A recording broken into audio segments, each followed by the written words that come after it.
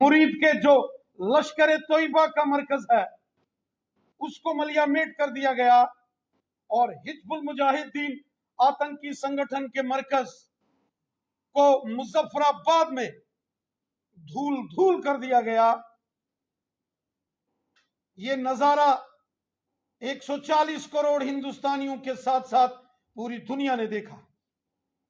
पूरी दुनिया ने माननीय प्रधानमंत्री मोदी साहब की न्यू सिक्योरिटी डॉक्ट्रिन भी देखी है, जिस सिक्योरिटी डॉक्ट्रिन को जब मोदी साहब ने कहा कि जमीन के पाताल से भी पहलगाम के और कश्मीर के गुनाहगारों को निकाल के उनको उनके गुनाहों की सजा देंगे, और मोदी साहब ने कहा था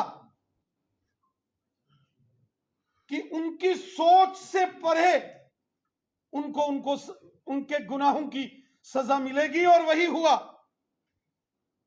जब अजहर मसूद खूंखार आतंकवादी, जम्मू कश्मीर के बेगुनाह लोगों का कातिल, बेगुनाह लोगों को जम्मू कश्मीर में खून बहाने का साजिश करने वाला मास्टरमाइंड, जब लाहौर के पास बहावलपुर में उसके मरकज को ब्रह्मोस मिसाइल ने मलियामेट कर दिया, तो सारी दुनिया ने वो देखा।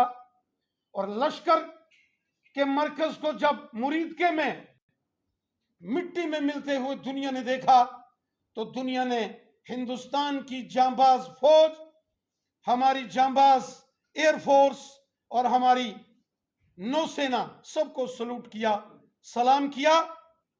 मोदी साहब के नेतृत्व में, मोदी साहब के मार्गदर्शन में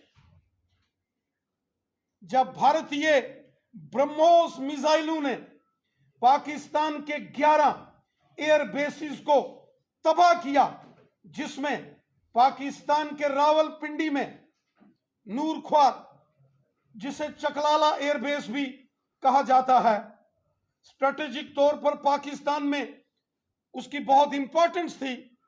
उस चकलाला एयर बेस को चकनाचूर होते हुए जब दुनिया ने देखा, और जब भारत की ब्रह्मोस मिसाइलों ने पाकिस्तान के अंदर दस्तक दी, तो नींद में सोए पाकिस्तान के जनरल आसिफ मुनीर भागे भागे बंकर में जाके छिपे, और बंकर से जाके उन्होंने पाकिस्तान के प्रधानमंत्री शहबाज शरीफ को फोन किया कि चकलाला नूरखा एयरबेस तबाह हो गया है और पाकिस्तान के ऊपर आतंकी अड्डों पर जबरदस्त हिंदुस्तान ने हमला किया है। मोदी साहब ने, जो कि पूरे भारत का एक स्वाभिमान है, खुद जागकर दुश्मन की नींदों को कैसे हराम किया। मोदी जी ने खुद जागकर कैसे शहबाज शरीफ और आसिफ मुनीर की नींदों को हराम किया, यह स्वयं पाकिस्तान के प्रधानमंत्री शहबाज शरीफ ने कहा। और वो विजुअल्स कि पाकिस्तान की आर्मी के चीफ अपने आप को बचाते हुए बंकर में जाकर छिपे, यह दर्शाता है कि पाकिस्तान की आर्मी कायरों की और बुज़दिलों की आर्मी। 6 और 7 मई को जो भारत ने आतंकवाद पर कड़ा प्रहार किया और घुसकर आतंकवादियों के अड्डों को पाकिस्तान में तबाह किया, यह नए भारत की एक नई पहचान है, जो माननीय प्रधानमंत्री मोदी साहब के कार्यकुशलता, उनके मार्गदर्शन में हमारे देश के जांबाज वीरों ने यह कर दिखाया।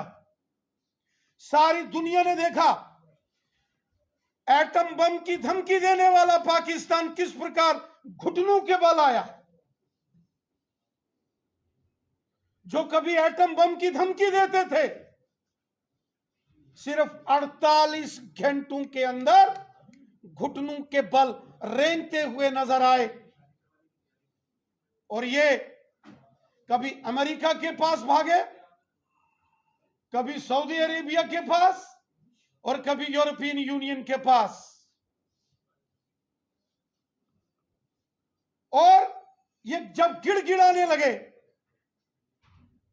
और जब पाकिस्तान की सेना के डीजीएमओ ने भारतीय सेना के डीजीएमओ को फोन करके कहा कि त्राहिमाम त्राहिमाम पाकिस्तान हो गया है, जब उन्होंने कहा रहम करो, तो भारतीय जो डीजीएमओ है उन्होंने कहा तुमको तुम्हारे पापों की सजा मिली है।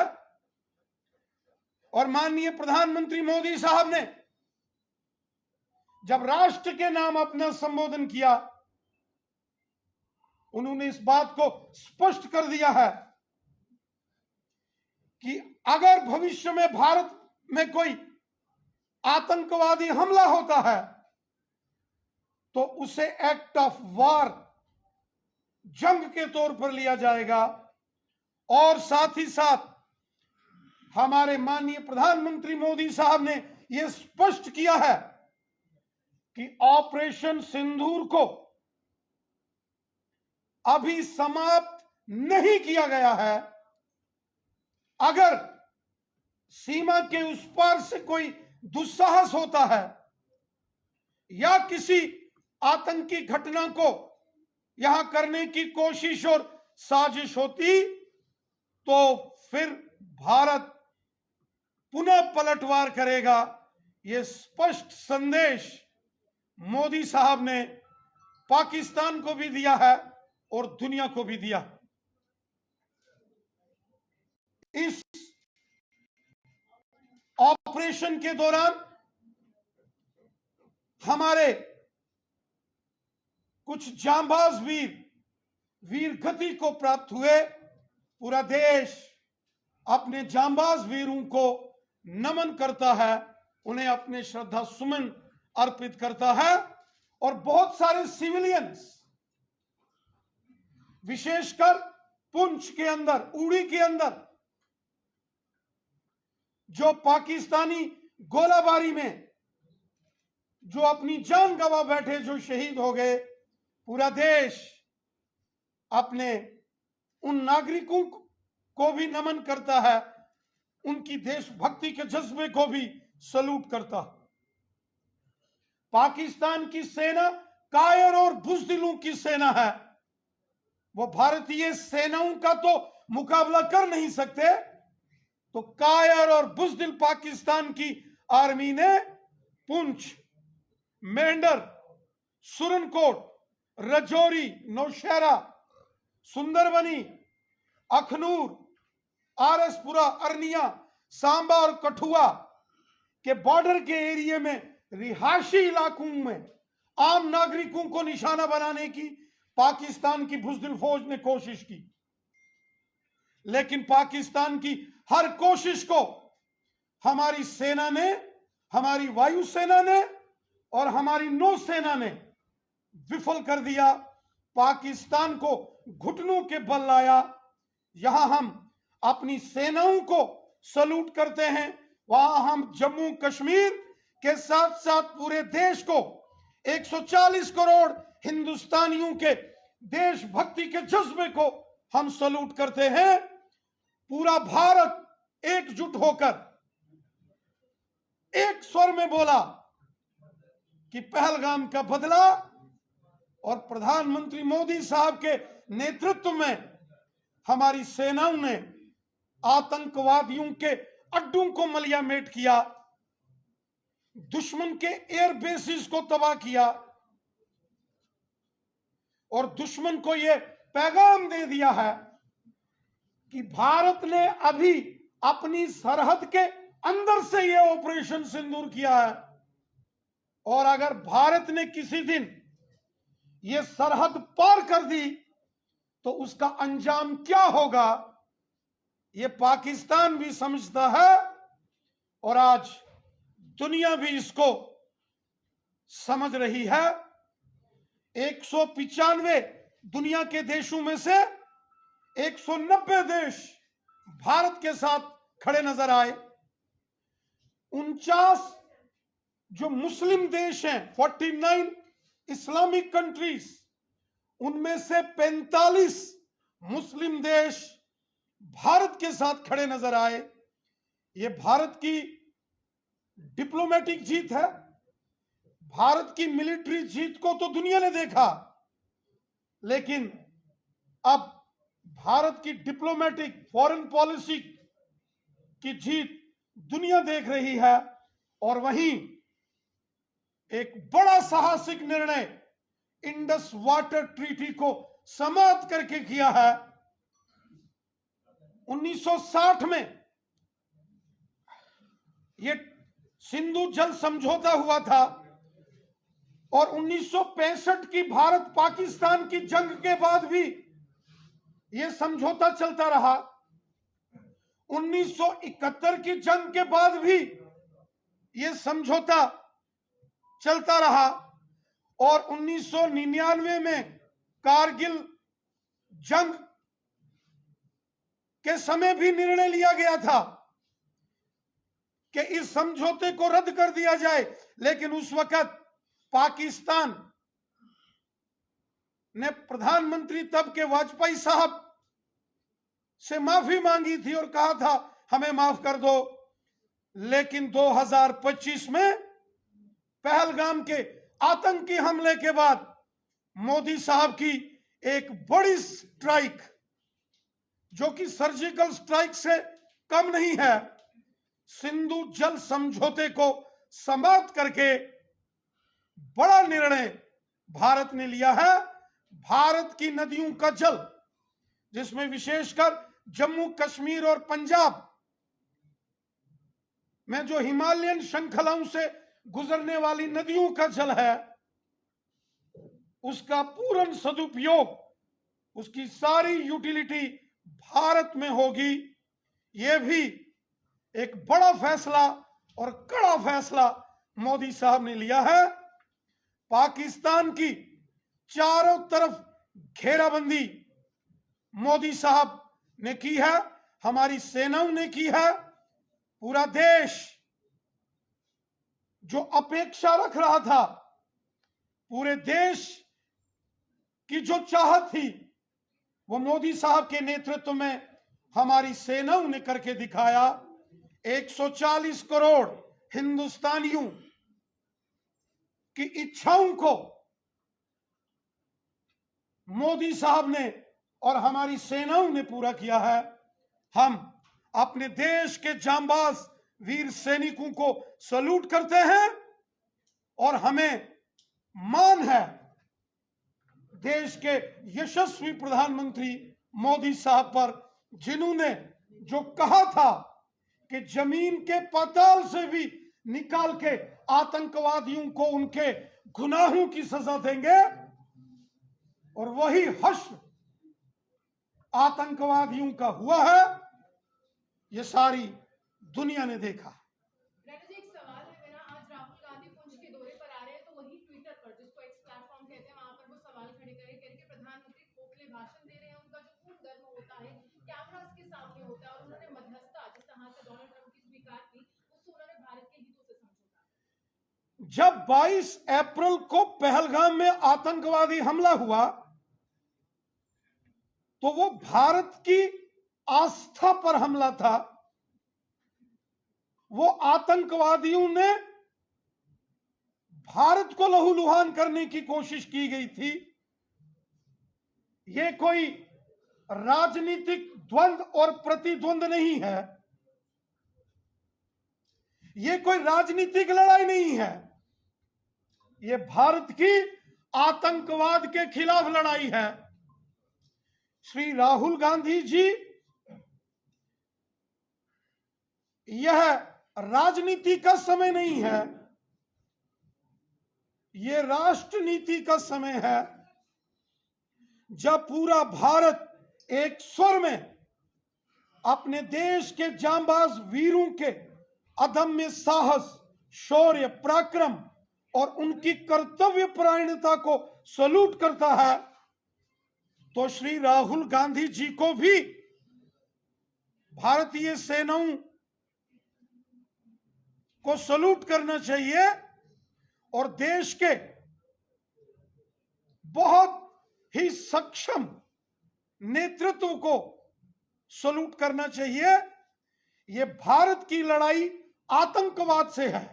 जब राजनीति होगी, जब चुनाव का समय होगा, तो राहुल गांधी जी आप जितनी मर्जी सियासत करिए, लेकिन इस वक्त राजनीति का समय नहीं है। इस वक्त देशभक्ति, राष्ट्र नीति, राष्ट्र प्रथम, अपनी मातृभूमि के प्रति अपनी कर्तव्य परायणता, अपनी सुप्रीम ड्यूटीज निभाने का वक्त है। जब राजनीति का वक्त होगा तो राहुल गांधी जी आप राजनीति करिए, ये राजनीति का समय नहीं है। पूरे पाकिस्तान के पार्लियामेंट के अंदर जो उनके मेंबर पार्लियामेंट्स हैं, उनके बयान दुनिया ने सुने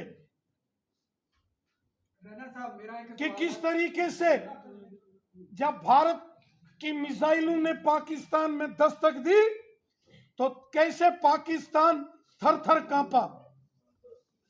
और स्वयं इस समय जब पूरा देश तिरंगा यात्राएं लेकर कश्मीर से कन्याकुमारी तक भारत माता की जय, हिंदुस्तान जिंदाबाद और वंदे मातरम के जय घोष कर रहा है, उस वक्त श्री राहुल गांधी जी को राजनीति करना शोभा नहीं देता है। ये राजनीतिक मूल्यों के भी खिलाफ है कि जब पूरी दुनिया भारतीय सेनाओं को सलूट कर रही है, उस वक्त श्री राहुल गांधी जी अगर भारतीय सेनाओं के सामने प्रश्न चिन्ह खड़ा करते हैं तो दुनिया और भारत कहेगा कि राहुल गांधी जी ये देश के साथ गद्दारी मत करिए। इससे पहले भी जो गद्दारी कांग्रेस ने और कांग्रेसियों ने की है, उसकी बड़ी कीमत भारतीयों ने अदा की है। ये आतंकवाद, ये अलगाववाद, ये सब इस कांग्रेस की देन है। कांग्रेस ने भारत को पहले ही बहुत जख्म दिए हैं। कांग्रेस ने कई बार भारत माता की पीठ पर खंजर घोंपे हैं। कांग्रेस ने कई बार भारत का अपमान किया है। और आज अगर फिर कांग्रेस देश के साथ गद्दारी करेगी तो देश कांग्रेस पार्टी को कभी माफ नहीं करेगी। मेरा सवाल है कि कोई डाउट नहीं है कि सेना ने घुसकर जो है पाकिस्तान की धज्जी उठाई, वही सेना का अपमान किया। कर्नल कुरैशी जो है उसको आपके एक एमपी जो है मध्य प्रदेश के, उन्होंने कहा है ये आतंकवादियों की बहन है। इस पर क्या करें? अभी तक उसके ऊपर कार्रवाई नहीं हुई। सुप्रीम कोर्ट के अंदर ये जो है केस चल रहा है। हाई कोर्ट ने निर्देश दिया, FIR तक नहीं लगी। क्या कहेंगे इसके ऊपर? पूरा भारत अपने एक एक सैनिक को सलूट करता है। हमारे तीनों सेनाओं के जो अध्यक्ष हैं, army chief, naval chief, air force chief और सेना के हर एक जांबाज वीर सैनिक को पूरा देश सलूट करता है और पूरा देश गर्व करता है अपनी जांबाज बेटियों पर। क्या कार्रवाई की? कर्नल सोफिया कुरैशी जी और विंग कमांडर व्योमिका सिंह जी ने जिस अंदाज में दुश्मन की हर साजिश का जवाब दिया है, भारत अपनी इन बेटियों पर गर्व करता है, नाज करता है। जिस तरह चीन पाकिस्तान को सपोर्ट कर रहा है, क्या पाकिस्तान अगला इजराइल बनने वाला है या चीन बराह रास्त इस मामले में आप दखलंदाजी कर सकता है? दुनिया के 195 देशों में से 190 देश ऑपरेशन सिंदूर के समय भारत के साथ खड़े थे, और यहां तक 49 जो मुस्लिम कंट्रीज हैं उनमें से 45 मुस्लिम कंट्रीज भारत के साथ खड़े थे। यह भारत की डिप्लोमेटिक जीत भी है, और भारत ने पूरी दुनिया को अपने साथ खड़ा किया। यह भारत की एक और बड़ी कामयाबी। राणा साहब, एक सवाल मेरा रहेगा कि कुछ दिनों पहले गृह मंत्री द्वारा एक बैठक बुलाई गई थी। उनका ये कहना है कि पूरे भारतवर्ष में जहां पर भी रोहिंग्यास और बांग्लादेशी इलीगल तौर से रह रहे हैं उन्हें 30 दिनों के अंदर वापस जाना होगा, लेकिन जम्मू में काफी ऐसे रोहिंग्यास हैं जिनके पास प्रॉपर डॉक्यूमेंट्स